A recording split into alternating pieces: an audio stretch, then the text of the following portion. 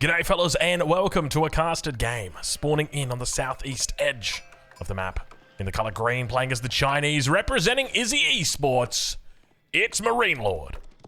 And on the opposite side of the map, in the colour blue, playing as the Holy Roman Empire, representing Team Liquid, it is the Muslim. Ladies and gentlemen, welcome to Cauldron. We're here casting EGC TV's Golden League 2, round number 3. For anybody unaware of the rules, it goes like this. All the pros banned the best civs on all the maps, and only left the crappy civs that remain. And basically, you can only pick from the crappy civs. That's pretty much it. Well, these are the civilizations that have been determined to be the crappy ones. So, what won't you see here? Obviously, you won't see English, you won't see Delhi, you won't see the Mongols. I think they're all your pretty big picks here. Maybe like the Abbasid might be another option potentially. Maybe the Ottomans. Ottomans are pretty good on a map like this as well. We've seen them with great success. I remember watching the Muslim actually play the Ottomans against the English, which was Marine Lord's English, by the way, on this map, and he overwhelmed Marine Lord with a beautiful push in the Castle Age and culminated in a victory in the Imperial Age. That was a beautiful game actually. But I'm curious to see how we go about this game, because obviously, this is a game or a matchup that we've talked about plenty before. For anybody who doesn't know, I used to be a Chinese player. That was what I loved. Playing China just every single day, grinding non-stop. A fun civilization, a complex civilization. But obviously, when the changes to the English happened, I said, you know what? I kind of feel a little bit more of a desire to stretch out towards my English roots, and decided to pick them up. And obviously, it's been great playing them.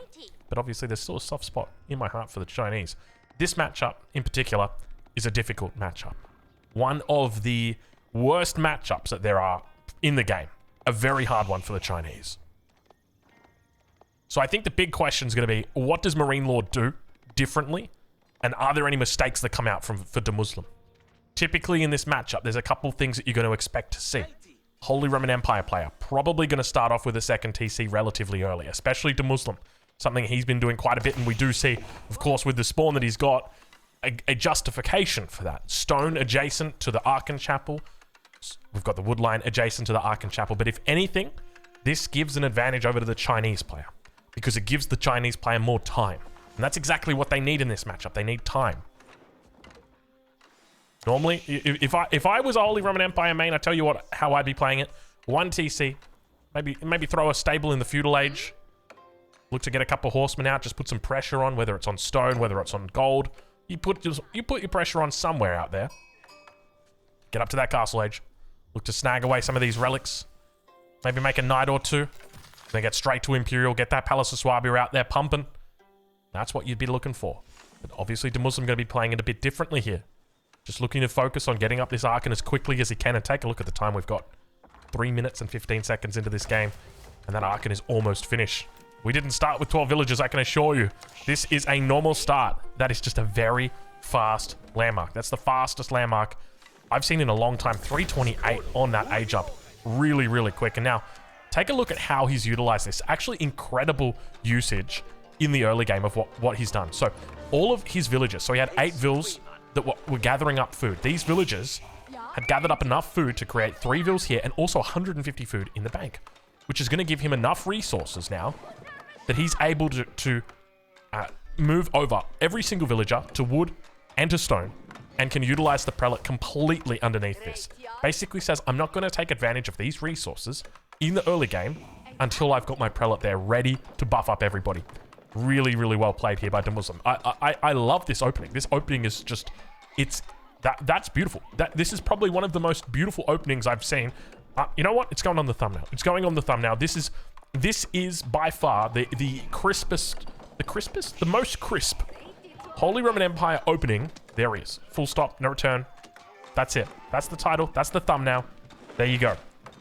That was beautiful. That was really good. And the reason why I like to go into such detail about that is because I'm really a stickler for detail when it comes to, look at the town center timing, 4 minutes 38. He had enough resources to put that TC down. He's going to go up the back of the base, wants to try and get it away as far as possible away from the Archon, just so he's got room for all the farms. Really nice timing here from the Muslim on this TC. So, wow, What a pleasure it is to get to see that.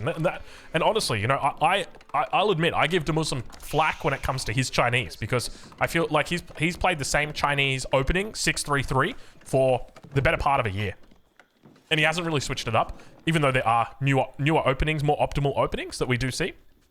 But I gotta say right now, that Holy Roman Empire opening, whew, take notes, fellas, take notes. That is, wow, that is something special. All right, well, it looks like we've finally got a dock taken in the middle here. Marine Lord obviously took his sweet time with this one. It's kind of interesting how neither player looked to go for the dock, and I'd love to see the mathematics on it. But basically, I remember when I used to play, remember when Mongolian Heights was in the ranked ladder pool, and I remember I came up against Lenok one time. And I was like, all right, I'm going to take the dock, or I'm going to take the middle, and I'm going to take the fish. You know what Lenok did? He went and gathered all the sheep on the map, and he just went straight away Song Dynasty 3 TC. And he absolutely crushed me. And I was like, well, how much was my boom slowed down by the fact that I went for this water boom? Because obviously you're spending wood here on this dock, you're spending wood on the fishing boats, and obviously there's a return that's there. But when you talk about the approach that Song Dynasty's got and the speed in which you can build villages, it makes you think, you know, maybe there's an argument that perhaps it may not be worth it. And speaking of Song Dynasty, Marine Lord nowhere near Song Dynasty, not even looking for it at this point in time. Just going to start walling up. There was an option there to have that villager blocked out by the scout, but didn't go for it. There's the horseman. So as we suspected, a stable going to come out in the feudal age. And it looks like we've got a castle age direction coming through here for the Muslim. A little bit of an interesting... What's going on with the... Oh, we moved the villagers in to pick up the boat. Very, very smart. Okay. I was wondering, because 18 vills on food, and then it was down to 10, and then he moved them back up. But he moved the villagers into the radius of the Archon Chapel to pick up that little bonus, the extra 40% gathering speed, the inspiration. Second horseman coming out.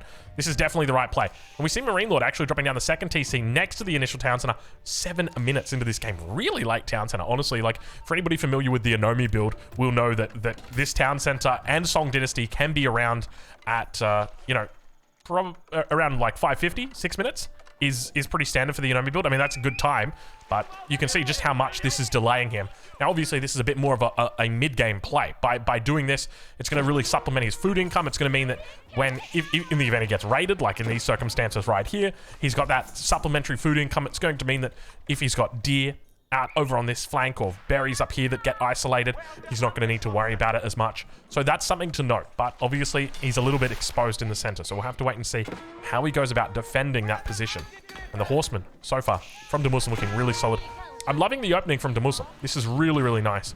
Obviously, the second TC, something I don't always agree with, but when you've got an opening this nice early on, you've definitely got to go for it. All right, well, no villager kills, no worker kills, obviously. But there has been some pressure, some light pressure put on to Marine Lord, but he did a pretty decent job of holding it. And we do see now Barbican going to be coming up over on that west side. Nice little spot he's got for the Barbican here. So it covers the relic, but also covers the hunt. So really nice. Gives him a good little staging point for the gold vein also. When it comes to additional food sources, to the north of his base, he's got access to the berries. Just having a little bit of trouble. First villager did actually go down. Dove the TC pretty damn far there. But now Marine Lord, the question is, where does he go from here? Does he look to go and follow up his opponent into the castle age? And if so, how many relics is he going to be giving to Muslim? Because at this point, the Muslim's going to be feeling really good about himself. Probably going to be looking to drop down a second stable. There it is. That second stable coming up now. And with that second stable, night production is going to start getting crazy. The big question for me is, how quickly does the Muslim look to get Imperial? That is the big thing. The way I think about it is the sooner you get to Imp, the better. So you want to really do your best to just prioritize getting Imp as fast as you can as the Holy Roman Empire.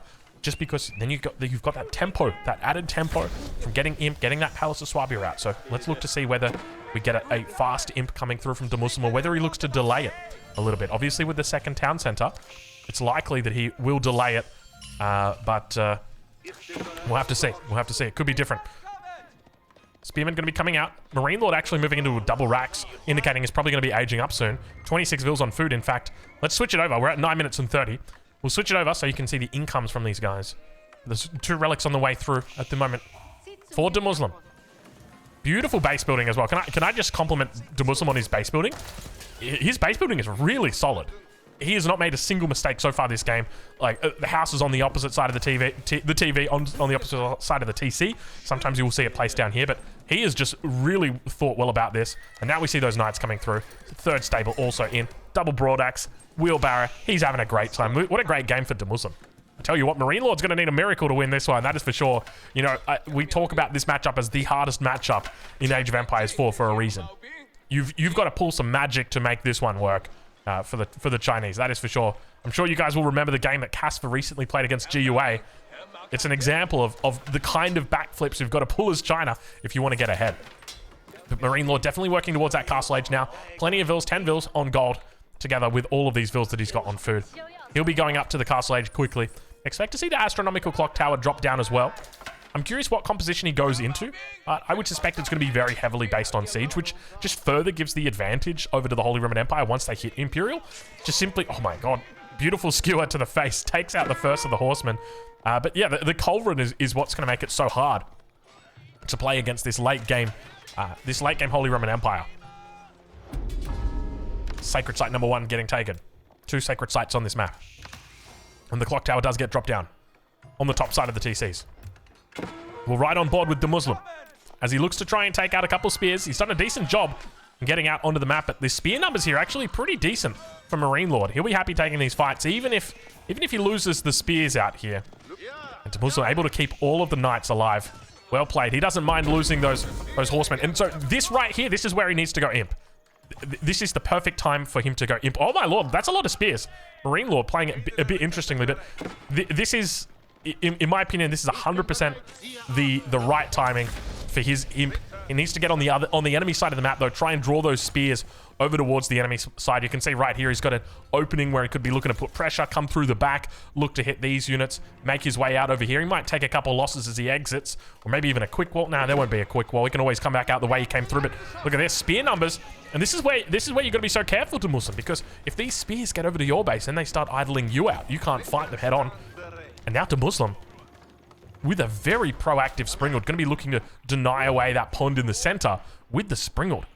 I'm almost tempted to just say, just let the Chinese player have it. Just let him have the pond, go imp. You know, okay, you have the pond, I'll have Imperial. We'll call it even. It seems good to me. Because remember that people look at this pond and they think this pond is amazing.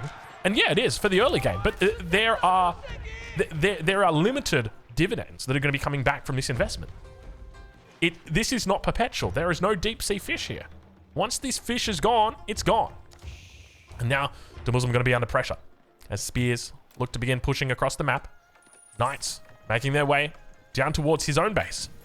3 relics in the bag for Demuslim. He'll be happy with that.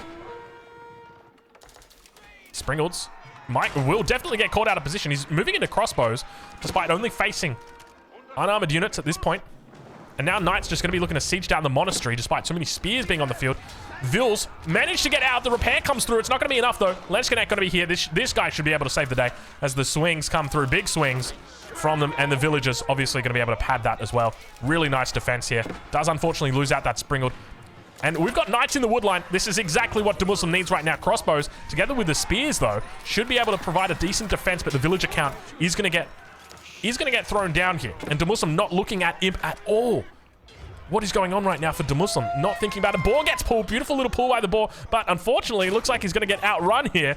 And the boar is going to get involved in taking out the Holy Roman Empire units instead. So 4th relic comes in for Demuslim. He'll be very happy with that. Exactly the amount of relics that you want to have. In a perfect world, obviously you want 5, but you've got to respect that you won't always get those 5 relics. It's just the way that it goes. 4 is pretty decent. Now, how's that farming economy going? It's a little bit of an absence here, isn't there? There's no farms whatsoever. We can see that Archon Chapel is losing relevance the more and more he moves away from the start of the woodline. Now going to begin pushing out. Oh my god, the mangonel shot was absolutely massive. He managed to hit it. My fear right now is that Demuslim is getting brought into a castle age fight, which he really shouldn't be getting involved in. He wants to avoid this at all costs, in my opinion. And I feel like he's already invested so much into this. The double Springald, the mangonel, all just to deny this central location. Wallalo, potential for it as well. He's looking to try and get this relic into the outpost. Keep in mind the Springles are only being used to deny the water. That's all he's using the Springles for. There's no siege out here. Obviously a little bit preemptive as well. Relic, got to be able to place it inside the outpost. He tries to get the prelate out, not going to have much luck. Magnetel doing a decent job defending. And now that Springald emplacement going to be coming through. Should be able to hold out. At least that Springald emplacement should be coming through any second. He's got no stone income. Don't worry, Drongo. It'll be a while. It'll be a while. So, yeah, I guess my main fear right now is Muslim seems to be anchoring towards denying this water. But when we look here, it's, you know, 2,000 food, 4,000 food. You know, there's maybe 4,500 food in here. Wait, 15 minutes into the game, don't worry about it. It's all good. It's all good. He was so late to expand out towards this. And now that push coming out, that classic combination that we see from Marine Lord, Spearman, Crossbow. Such a great combo, but he's going to start mixing in a couple Jugunu. Palace Guards also getting thrown in, and Springald's coming out in response to all the Springalds from his enemy. And look at the Muslim actually trying to actually take this food instead of going into farms himself. He says, actually, Drongo, I'm going to take the fish in the middle. All right, respect. I didn't actually even appreciate that. Look at the food come in so quick. Upgrades also looking to come through. We can see he's getting some speedy boys, marching drills, as well as the men-at-arms upgrade. Demo ship. Oh my god, that demo ship was scary. Oh, yeah. I couldn't even react in time. I was just like, oh god, my mouth was in the position. I wanted to scream, and I'm like, I can't scream in time. It's not going to work. So now he's going to try and deal with the dock. Demo ships are going to be something. Oh god, these demo ships. He's looking to try and find a way through. Let's see if he spots it out again. Second one. On the way through, the demo ship's going to take him all over. Oh my god. Oh, the demo ship. Oh, you play with fire, you're gonna get burned to Muslim. It hurts. It really hurts. So many dead villagers. Look at the difference between the villager count. In the blink of an eye, villagers have gone down. I don't even know which one it is. It's got to be this one. 19 worker kills. In the blink of an eye, the game... Oh my... The game flashes before his eyes. In a single moment. The demo to rule them all. Wow. Wow. Wow. And all because we wanted to deny the center. This is the part that gets me the most. It's like we could have just been happily farming back here. We could have been imp. We could have been defending with our elite spears, or elite men-at-arms, elite anything really at this point. And now we've got a really tough spot because we're 40 vils behind. We've got no Swabia. And Marine Lord is in a really solid position now, because all Marine Lord needs to do is he goes imp, and he just makes elite Palace Guards. And the thing is, he's got such a great window to do this. He just took out all these villagers. So the Muslim knows he's behind, and he wants to extend out this game right now. Oh my god, that was terrible for the Muslim. And the worst part was, he knew that there was a threat there. He had already seen the first demo came in. He managed to hit it right before the button went off. But the second one got through. And it's that classic case where on the defense, you've got to be accurate 100% of the time.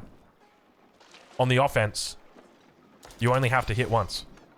And that's the power of the demo ship right there. A risky move, such a risky move. Keep gonna come down, but once again, what's the keep denying? You're denying.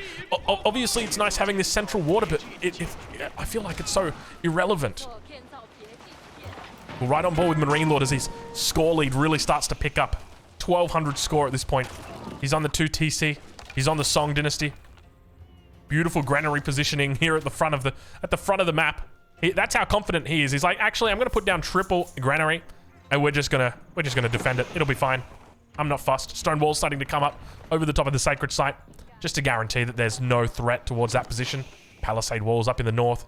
Marine Lord just looking to try and slowly and steadily push back this map. And you know, we talked about it earlier. We talked about it. We said, for Marine Lord to win this game, he's going to need to pull a rabbit out of a hat, or there's going to have to be a big mistake that comes through from the Muslim. There's your big mistake. There's your big mistake. So many vills going down there. Huge loss of tempo. And in this matchup, that's what's key. That's why this matchup is so in favor of the Holy Roman Empire. It's because of that advantage on tempo that they've got compared to the Chinese. But when you're able to even it up like that, oh my lord, it swings everything in favor. The win percentage for Marine Lord just went from like 22% up to 82% in one demo ship. A single demo ship just increases odds of winning like threefold, fourfold. It's crazy. It's crazy. Because from this position, Marine Lord, the best player in the world, doesn't make many mistakes. He loves a macro game. He loves the Chinese as well. It's obviously very competent on them. The question's going to be how soon does he look for Imp?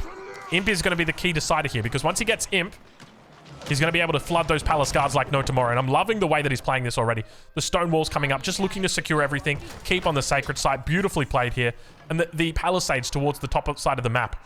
Just slowly preventing his enemy from having any way back into this game. Remember the way that the Muslim gets back into this game? It's through killing villagers. He needs to get over to the side of Marine Lord. He needs to start raiding. You need to see 4 knights over here. Look at Marine Lord's army. Immobile. Palace guards. I mean, palace guards are probably the most mobile infantry you can get. But still, it's immobile compared to knights. A few more knights on the top side. Running into spears. Don't do it. Don't do it. But now, slowly but steadily pushing through. Palace guard's going to be pushing out. He really wants to challenge. He really wants to challenge this keep. And it does get cancelled. He forces it back. The Muslim really looking to pick a fight here, but there's a part of me that thinks that he may bite off more than he can chew. And look at the keep getting dropped here. The villagers say, actually, we'll be fine. 33 of us will be getting this keep up for sure. And now we end into the cinematic mode. It looks like the Muslim, he's happy to take the fight. Springled versus Springled on the backside. And indeed, the keep is going to be able to solidify this position. And with that keep going down, surely Imp is around the corner. Surely Imp is around the corner. I can smell it. It's nowhere near. He's nowhere near it. He's nowhere near it. He's at 178 population, so 40 population advantage. How does the Muslim get back into this game? It's got to be through knights. It's the only way. We do see 1 knight on the field at the moment, but Marine Lord is slowly preventing the map from that avenue of attack. He could look for a potential chop through on a wall. If you run by a keep like this, you're just going to be having an absolute gauntlet. He's technically got... I'm loving the defense here as well. He's got 3, like the Barbican, and 2 keeps protecting his entire food economy. Unless you somehow manage... And he protects the gold vein as well. Such a great little spot that he's got here. It's actually so smart the way that he's played this.